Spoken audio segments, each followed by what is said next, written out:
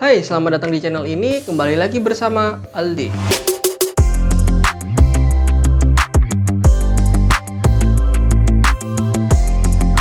Di video kali ini, saya ingin sharing seputar VGA atau GPU desktop. Buat kalian yang lagi ingin rakit PC, tapi bingung, VGA sekarang kan lagi mahal. Nah, semoga video ini bisa bermanfaat untuk kalian. Saat harga satu Bitcoin sudah turun ke 500-600-an juta, tapi kok VGA malah makin mahal ya?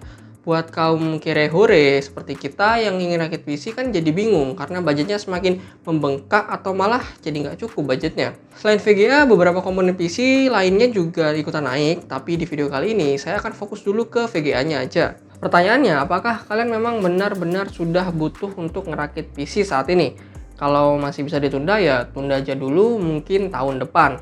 Tapi kalau udah urgent banget ya mau nggak mau akhirnya kita harus ngerakit PC juga. Saya baru ngerakit PC kemarin pertengahan bulan April 2021 dan saat itu memang harga VGA sudah cukup naik drastis. Akhirnya pilihan saya jatuh pada Nvidia GTX 1660 Super dari Inno3D. Saya beli VGA ini di harga 8,6 juta saat itu dan sekarang akhir Mei 2021 atau mungkin awal Juni 2021 untuk GTX 1660 Super sudah ada di harga 10-11 jutaan. Apabila budgetnya ada, kalau harga VGA udah normal, saya ingin upgrade lagi ke RTX 3070. Karena saat merencanakan bikin PC di bulan Januari kemarin, inginnya langsung RTX 3070. Tapi saat rakit PC kemarin, April 2021, ternyata 3070-nya udah di 20-22 juta dari harga 10-11 juta. Saya memilih 1660 Super karena menurut saya saat VGA mahal seperti ini akan lebih baik beli VGA yang memiliki VRAM 6GB seperti GTX 1060, 1660 atau ke atas. Dari AMD juga bisa, yang penting VRAM-nya 6GB agar bisa dipakai mining maksud saya. Mining di sini adalah ketika PC kalian nganggur atau load-nya ringan, kalian bisa pakai mining VGA kalian agar bisa dapat cashback lah dari harga beli VGA-nya. Jangan asal mining juga, kalian harus memperhatikan suhu dan efisiensinya agar VGA kalian tetap sehat. Nah, setelah rakit PC, kemudian saya mulai menggunakannya untuk mining selama kurang lebih 1 bulan dengan skenario tidak saya gas full 24 jam seminggu gitu enggak ya. Hanya saat PC saya nganggur atau pemakaiannya ringan. Dan kurang lebih saya bisa mendapatkan kemarin 0,002 BTC.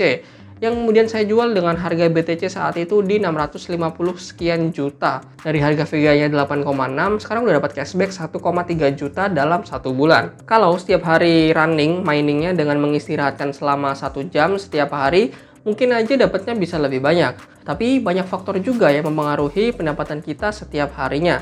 Untuk simpelnya, saya tunjukkan NiceHash Calculator yang saya coba pada tanggal 26 Mei jam setengah 4 sore. Ini adalah perkiraan pendapatan saya apabila mining di NiceHash selama 24 jam nonstop dengan konversi harga Bitcoin sekitar 570-an juta. Setelah saya amati, kalkulator ini cukup akurat dengan pendapatan saya saat itu juga. Tapi bisa aja 6 jam atau 10 jam ke depan atau lebih pendapatan kita itu bisa lebih banyak atau mungkin kurang dari itu. Kalian bisa lihat perkiraan pendapatan sehari saat itu sekitar 0,006.222 lah belakangnya. Nah, terkadang pendapatan kita itu bisa lebih banyak dari itu. Ini saya contohkan dengan konversi harga Bitcoin di 570-an juta juga. Tanggal 7-8 Mei ya kurang lebih ya sama 0,006 ribuan lah belakangnya. Tapi beberapa hari setelahnya pendapatan saya naik ke 0,0008 ribuan sampai 12.700-an dengan skenario yang sama. Tidak saya jalankan full 24 jam berminggu-minggu gitu, enggak. Dengan harga Bitcoin yang semakin murah ya tentu aja seharusnya pendapatan kita semakin sedikit. Tapi apabila pendapatan secara jumlah koin meningkat, ya seharusnya rata-rata pendapatannya tidak turun terlalu drastis. Saya tidak bermaksud mengajak kalian untuk menjadi full-time miner ya, tapi inilah cara saya untuk mendapatkan cashback saat VGA mahal seperti sekarang ini. Lalu buat yang budgetnya agak tipis gimana bang?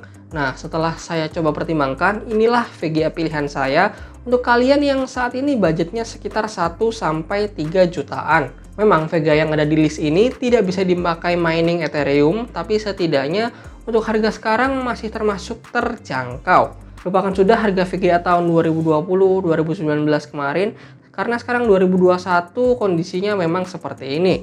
Sebelum video ini dibuat, saya sudah coba tanya stoknya terlebih dahulu. Katanya sih masih tersedia. Untuk linknya saya sertakan di deskripsi. Silahkan kalian cek, semoga aja masih tersedia. Mulai dari yang paling murah dulu, pilihan saya adalah Nvidia GT 1030. Harga VGA ini sekitar 1,2 sampai 1,3 jutaan tergantung mereknya. VGA ini cocok untuk kalian yang mungkin ingin rakit PC dengan beban kerja yang cukup ringan, dengan sekali-sekali main game yang tidak terlalu berat, VGA ini masih mampu.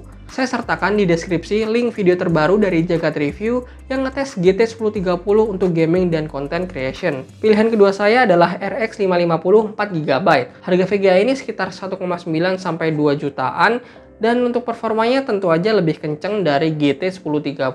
Saya sertakan di deskripsi link video orang lain yang ngetes RX 550 4GB ini jalanin Cyberpunk di resolusi 720 dan masih playable di 26-34an fps. Pilihan ketiga adalah Lord 750 Ti 4GB dengan harga 2,1 jutaan sekarang. Untuk performanya kurang lebih mirip dengan RX 550 4GB, tapi untuk dukungan DirectX 12-nya kurang optimal. Karena VGA ini juga udah terbilang cukup lama rilisnya.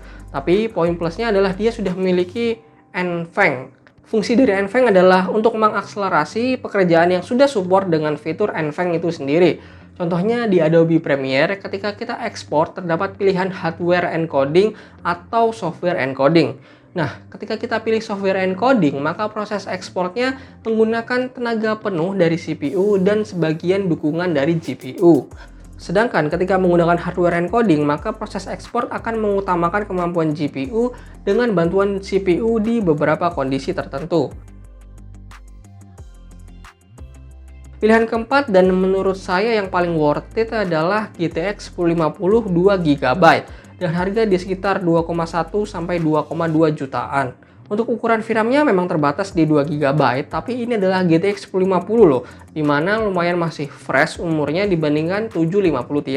Setelah saya coba cari referensi perbandingan antara 750 Ti 4GB melawan 1050 2GB, hasilnya 1050 2GB memang lebih kencang meskipun hanya memiliki VRAM 2GB aja dan sudah support NVENC juga. Pilihan kelima adalah RX 560 4GB di harga sekitar 2,6 sampai 2,7 juta. Kalian bisa pilih VGA ini apabila ingin mendapatkan pengalaman gaming yang mayoritas lebih kencang dibandingkan GTX 1050 2GB.